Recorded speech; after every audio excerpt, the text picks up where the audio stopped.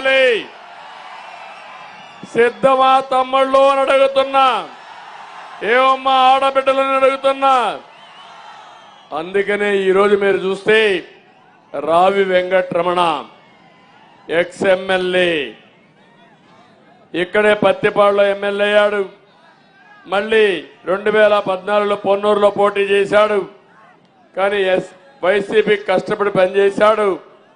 నీతి నిజాయితీ క్యారెక్టర్ ఉండే వ్యక్తి ఈరోజు ఒకే మాట చెప్పాడు, మళ్ళీ ఈ రాష్ట్రాన్ని కాపాడుకోవాలంటే ఎన్డీఏ కూటమి రావాలి.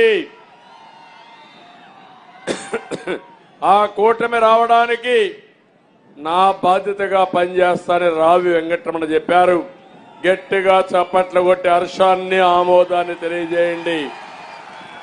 మా ఆడబిడ్డ దిష్టి తీస్తా ఉంది.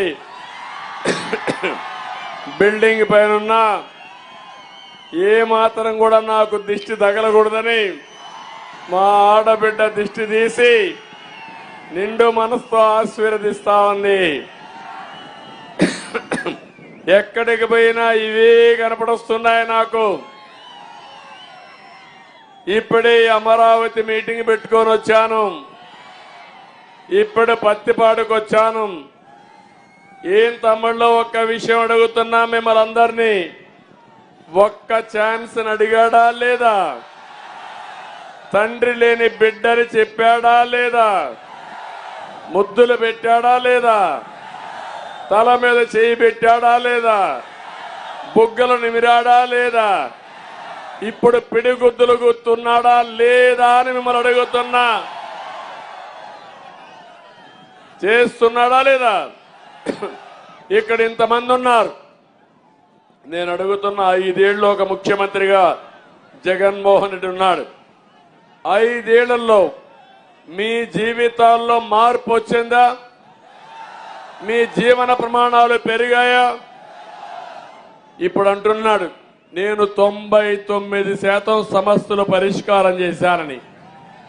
చేశాడా అని మిమ్మల్ని అడుగుతున్నా. నేనంటున్నా ఈ ముఖ్యమంత్రి ఫెయిల్ అయిన ముఖ్యమంత్రి, ముద్దబ్బాయి, ముఖ్యమంత్రిగా పనికిరాని ముద్దబ్బాయి. ఈయన 5 ఏళ్ల పాలన పరీక్షల్లో మార్కులు ఎన్ని తమ్ముళ్ళు? 0. అవునా కాదా? 99 కాదు, నీకు మా ప్రజలేసే 0. 0 అయితే గట్టిగా చెప్పండి అందరూ 0 అని. ఏదో నేను ఒక ముఖ్యమంత్రిని అవహేళన చేయడానికి ఇక్కడ రాలా. కానీ నేను ఒక్క మాట మిమ్మల్ని అందరిని అడుగుతున్నా, ఎన్నికల